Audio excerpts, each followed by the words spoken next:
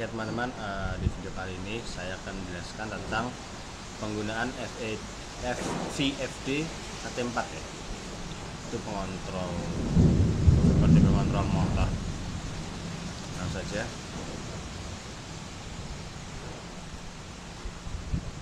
Oke, jadi apa itu VFD AT4? VFD AT4 adalah perangkat pengatur frekuensi dan tegangan yang diberikan ke motor induksi 3 fasa, sehingga kecepatan dan torsi motor dapat dikontrol sesuai kebutuhan. Nama AT4 menunjukkan seri atau model, biasanya digunakan untuk motor 3 fasa, tegangan kerja 220 volt atau 380 volt, kapasitas daya bervariasi misalnya 0,75 kW, 1,5 kW, 2,2 kW dan seterusnya. Kemudian fungsi utamanya itu mengatur kecepatan motor AC dengan cara mengubah frekuensi output. Kedua, menghemat energi listrik saat beban motor tidak selalu penuh. Tiga, memberi perlindungan terhadap motor jika terjadi overload, overcurrent, overvoltage, dan undervoltage. Kemudian keempat, memberi fitur kontrol halus seperti soft start atau stop dan rem up atau down. Kemudian kelima, mendukung berbagai mode kontrol, misalnya V atau F control, voltage atau frekuensi kontrol ya. Kemudian sensorless vector control, kemudian torque control tergantung seri ya, torsi. Oke. Kemudian fitur utama seri AT4 itu adalah dia ada input ya. Inputnya itu ada 3 fasa 380 sampai 480 volt AC. Outputnya 3 fasa 0 sampai 400 Hz. Tersedia juga terminal digital input, analog input, dan relay output. Dapat dikontrol melalui potensiometer, panel tombol, atau komunikasi RS485 Modbus RTU. Dilengkapi layar LED dan LCD untuk setting parameter. Cocok untuk pompa, blower, conveyor, mesin industri ringan seperti itu.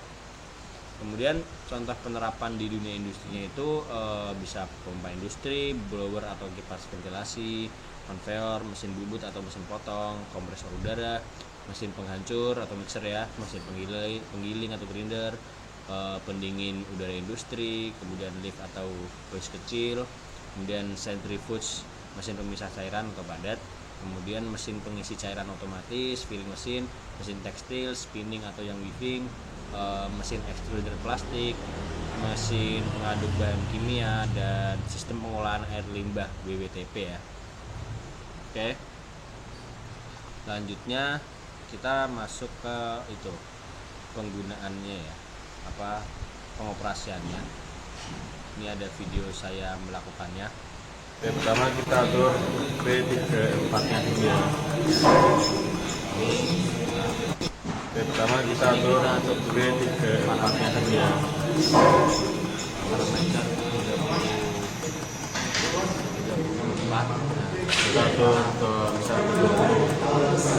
Kemudian Lagi N ya. sekarang kita Kita atur kita atur 20 juga. 20 juga. Kemudian sampai N ya. itu Kemudian kita cekrok, kita atur frekuensinya minyak.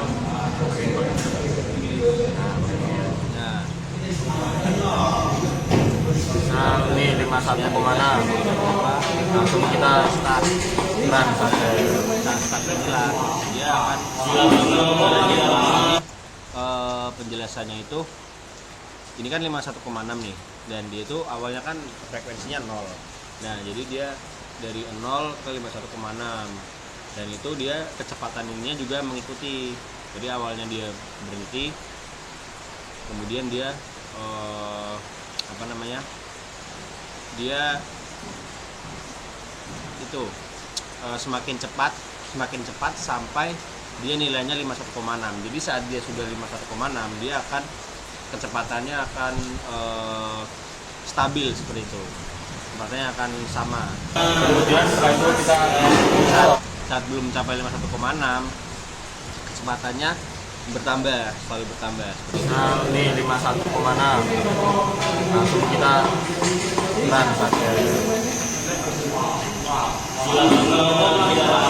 Kemudian setelah itu kita Saat kita stop dia akan oke. akan langsung berhenti seperti itu. Kemudian di sini ada juga itu ya, apa namanya, data percobaan kelompok kami itu kita pakai kita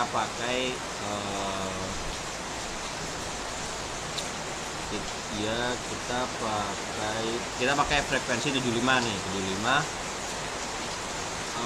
dan nih nilai-nilai P34 dan P42 nya. Saat P34 nya 5, P42 5, kita tes steady-nya di 15,24 detik. Waktu saya sama ya, dari 0 ke itu. Kemudian tes steady to stopnya 16,88, kemudian waktu stopnya 15,89, kemudian waktu deakselerasinya 16,88. Jadi tuh ini kan waktu akselerasi dari berhenti ke waktu puncak. Jadi T steady sama T akselerasi ini sama ya. Kemudian untuk steady to stop ini dia juga 16,88, kemudian T stopnya 15,89 seperti itu. Kemudian saat P34 nya 10, P42 nya 10, ini waktu steady-nya itu 7,33, waktu akselerasinya sama, kemudian steady to stopnya 8,33 dan T stopnya 7,52, waktu deakselerasinya 8,33. Ini ipiknya sama semua ya, 0,3. Kemudian ini juga sama nih, seperti ini. Jadi kita bisa lihat saat P34 atau P42 itu naik, dia waktu yang diperlukan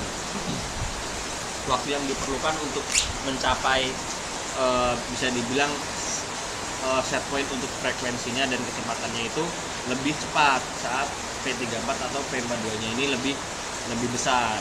Jadi bisa dibilang P34 P42 ini berpengaruh dalam kecepatannya. Jadi semakin besar P34 dan P42 nya akan untuk mencapai frekuensi yang diinginkan itu dia lebih cepat gitu. Kemudian ini juga ada percobaan kami mengatur frekuensinya dari 10 sampai 100. Itu kita atur, kita cek RPM-nya, ampere dan voltage-nya, tegangannya. Jadi saat frekuensi 10, RPM-nya ada di 29,8 dengan ampere 0,3 dan voltasenya 0,4. 20, RPM-nya 603,7, ampere 0,7 dan voltasenya 0,4. Kemudian misalnya ini 70 ya, frekuensi 70, RPM-nya 2095 dengan ampere 0,3 dan voltage 0,5. Kemudian saat 100 ya, dia RPM-nya 228 dengan ampernya arusnya ya 0,3 dan tegangannya 0,5 gitu. Dan bisa dilihat dari ini, berarti semakin dia tinggi pun ya frekuensinya juga semakin tinggi. Ini jadinya dia sejalur atau bisa dibilang sejalur ya, tapi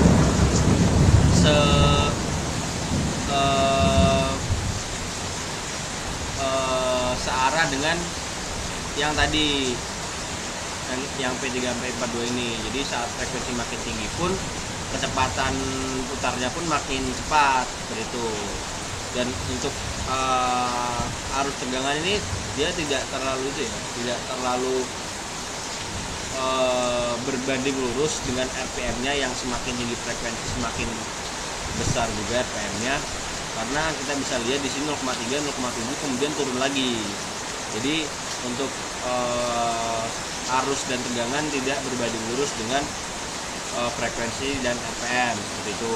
Oke, di sini saya akan menjelaskan tentang datasheet VFD AT4.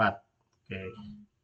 Ini di sini ada pendahuluan ya. Ini AT1 itu berarti input 3 nih. Single pass itu inputnya satu pasa, outputnya 3 pasa. Yang AT2 juga satu pasa ke satu pasa, AT3-nya 3 pasa ke 3 pasa. Nah, yang kita gunakan AT4 itu satu pasa ke 3 pasa. Oke, kemudian di sini ada ini charter satu installation and wiring. Itu dia tuh menjelaskan terminal utama, input dan output. Nah, ini nih, ini input dan di sini outputnya seperti itu.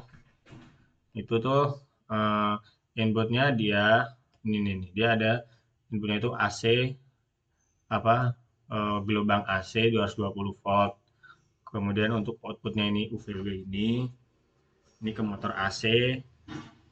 Kemudian untuk yang AT1 ini AT1 dan AT4 ini dia. Kemudian untuk yang AT2 itu dia yang ini. Yang ini ya. Cuman kita fokus ke AT4-nya aja ya. Oke, kemudian ada GND itu grounding seperti biasa.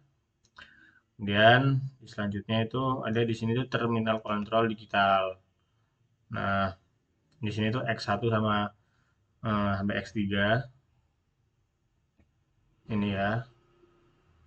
Sampai X3 port 1 X3 itu input kecepatan bertingkat. Jadi di bagian sini kan kelihatan ya section speed. Jadi dia untuk mengatur speednya itu di port ini X1 sampai X3. Kemudian di X4 itu untuk mengontrol maju ya forward nih, forward rotation control switch. Kemudian untuk yang X5 ini kan dia berlawanan arah, itu berarti reverse rotation control switch seperti itu.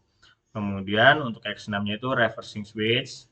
Nah, kemudian habis itu COM-nya itu common ground ya, itu ground juga COM itu berarti. Lalu ada di ini 485 ini, yang 485 plus 485 itu adalah komunikasi ya, komunikasi RS 485. Jadi itu komunikasinya serialnya seperti itu. Kemudian di sini ada VL1 ini di input analog 0 sampai 5 volt atau 0 sampai 10 volt untuk yang VL1 ini. Kemudian untuk CI-nya ini itu adalah input arus ya. Input arusnya itu ada di 4 sampai 20 miliampere. Kemudian untuk SP1, SP2 itu output open collector ya. Ini. Kemudian untuk TA, TB, TC itu ada di output relay. Jadi relaynya itu ada di TA, TB, TC ini. Itu yang bisa berupa NO ataupun NC ya, seperti itu. Kemudian supply powernya dia ada di 5 volt sampai 10 volt nih, power output. Oke, eh ya seperti itu. Yang ini deh, yang input analog ini, kemudian yang referensi ini. Oke, digunakan ini digunakan untuk mengontrol kecepatan via sensor atau PLC ya, seperti itu. Kemudian ini wiring dasarnya ya, wiring dasar untuk AT1 sama AT2. Jadi karena ini AT1 2, kita nggak perlu lah, nggak apa-apa. AT3 juga kita lewatin aja. Nah, terus, nah di sini ada tombolnya nih, operation panelnya di sini dia kelihatan ya ini displaynya untuk kecepatan, untuk apapun itu, apa frekuensi, untuk indikatornya, kemudian untuk mengatur apa kecepatannya tadi, ini untuk forward reverse, jadi dia bisa forward atau reverse nih untuk apa, menggantinya, kemudian untuk menaik turunkan value, dan ini shift key display, ini untuk programnya. Terus ini untuk function dan data save-nya juga, ini run untuk menjalankan motornya, ini stop untuk memberhentikan motornya atau reset kembali ke awal. Seperti itu. Kemudian nanti dia di display ini kan ada apa ya? Ada beberapa section ya. Ini ada F, H, A nih di sini aja. F itu frequency setting, H itu operation frequency, kemudian A itu operation current seperti itu. Oke. Lalu ada apa namanya? Ini cache instruction ini tuh dia untuk apa ya? Dia itu untuk um, apa tombol ya. Jadi programming ya. Itu gunanya untuk masuk ke kode settingnya nih, for selecting mode, ya kan? Or programming mode seperti itu. Kemudian untuk function save itu dia untuk menyimpan parameter. Nih, function data setting key normal mode. Press this key to display the information of the inverter, such as target frequency, output frequency, and current temperature. Jadi dia untuk menyimpan parameter yang kita ingin gunakan. Kemudian ada apa tombol naik sama turun itu dia itu tadi kalau naik berarti naikkan value-nya, kalau turun kita menurunkan value-nya. Seperti itu. Dan shift itu pindah digit seperti itu. Ini shift jog in normal mode. Forward reverse tadi untuk switching, kemudian start untuk menyalakan, memulai, stop reset untuk memberhentikan seperti itu. Kemudian di sini ada parameternya ya, parameter save-nya tadi yang mana itu di tombol bagian function save itu di ini ada P00 itu maximum voltage. Untuk P01 itu reference frequency, untuk P02 itu parameter intermediate voltage, kemudian untuk P03 itu eh, P04 yang minimum voltage. Jadi untuk P00 tadi kan tegangan maksimum ya. Kemudian P01 dengan frekuensi, P06, P07 itu maksimum maksimum frekuensi kerja, untuk P07 minimum operasi kerja. Dan P08 itu in hide password, P09 input password, kemudian P10 itu sumber frekuensi. Itu bisa panel, analog atau RS485 itu. Kemudian P11 sumber itu untuk start atau stop. Seperti itu. Kemudian di P12 ada stopping mode, di P13 ada breaking time, P14 ada break voltage ya. Kemudian di P27 sampai P33 kita lihat di sini adalah mengatur kecepatan, section speed. Seperti itu. Oke, mungkin untuk itu ini banyak ya, nanti bisa dibaca sendiri saja. Cuman untuk penjelasan yang penting ya itu saja. Lalu oke, kita masuk ke parameter setting.